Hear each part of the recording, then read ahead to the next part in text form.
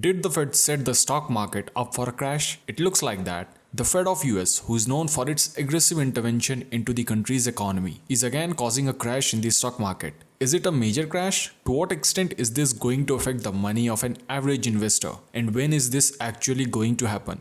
Well, historically, Fed has a major impact in the US economy, and that impact ripples to the whole world. The Fed has always intervened to steer the economy in favorable ways. During the pandemic, Fed had introduced policies to help the economy, and now the consequences are going to show up. Inflation is at its peak in US, and the stock market is actually going higher and higher, slowly reaching that breakout point. A crash is very well predicted. For good or bad, this crash will be the one induced by the Fed. In the last 2 years, there has been an explosive expansion of the money supply and intervention in the economy. Money supply is the total liquidity in the economy. It includes all the currency and other liquid instruments. Ideally, cash and deposits, which can be easily converted into cash, is also considered as part of money supply. Basically, it indicates the cash circulating in the economy. So it's no-brainer that an increased money supply can cause inflation. Another fact was increased intervention by the government. An intervention into the economy is done by government at necessary situations. It is essentially when the government takes steps to impact the economy beyond the normal regulations. An economic intervention or state intervention should be done only with specific economic objectives like promoting growth or increasing employment rates or increasing wages or to reduce the prices. However, too much of anything is trouble. With a high money supply and intervention in the market, the asset prices shot up in the US. Also, the inflation rate reached a record high. Currently, the inflation rate is 5.4%, which is extremely high considering the fact that the inflation rate has never crossed 3.5 in last 13 years. Last time the inflation crossed 5 points was during the global financial crisis in 2008.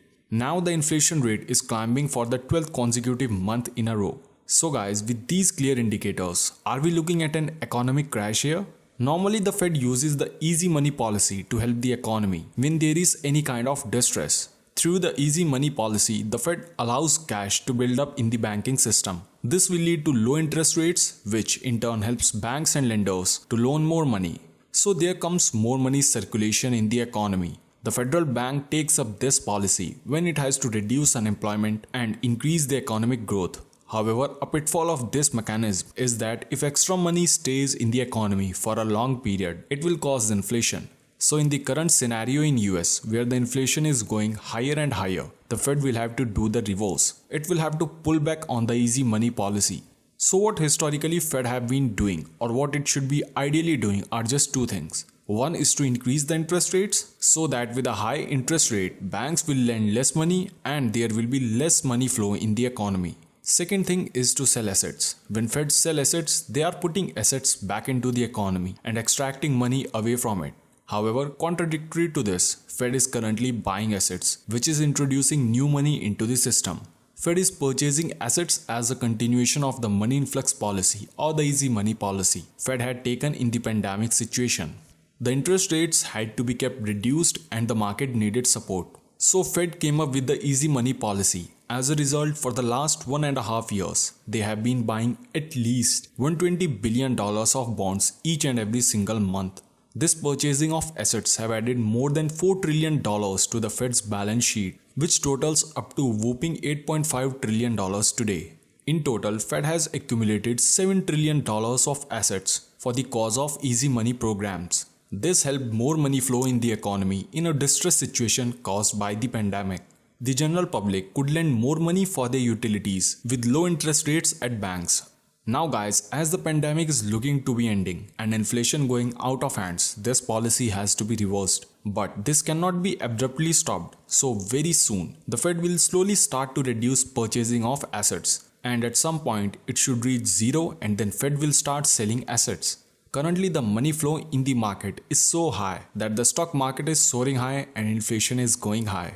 As soon as the Fed will start pulling back money from the economy, there will be a money crunch and it is going to cause a market crash. This should reduce the inflation as well. It is expected that by the end of 2021, the Fed will be taking up this policy. However, the impact of this on the economy will take a bit long to be shown. Last month, Fed officials have indicated that they are ready to start the process of tapering. Tapering here refers to the slow reduction of asset purchases until it becomes zero. That's how they will pull back the stimulus provided to the economy. This might begin in November or December and will go until the middle of 2022. They are talking about a reduction of 15 billion purchases per month, which will go up to 8 months. The $15 billion includes 10 billion of treasury bills and 15 billion of mortgage-backed securities. There are discussions about cutting more purchases from the mortgage side, considering the inflated housing prices. However, that might be unlikely to happen. This kind of tapering is quite aggressive when we consider the amount involved. The chair of Fed, Jeremy Powell, has said that he is satisfied with the result of the economic policies induced for resolving the pandemic situation. The economy has made progress in achieving full employment and the price stability.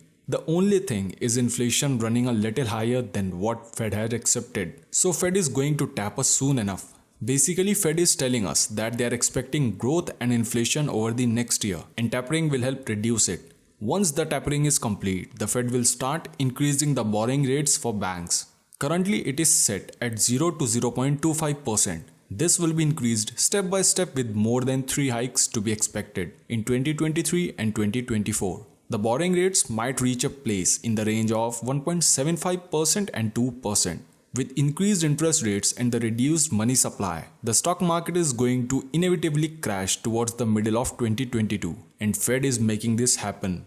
In a free market, the scarcity or abundance of money is indicated by the interest rate of money. When the interest rate decreases, that gives access to money for a lot of people. So guys, in a low interest rate environment, people are encouraged to borrow money, invest and make purchases, which will lead to overall growth of the entire economy.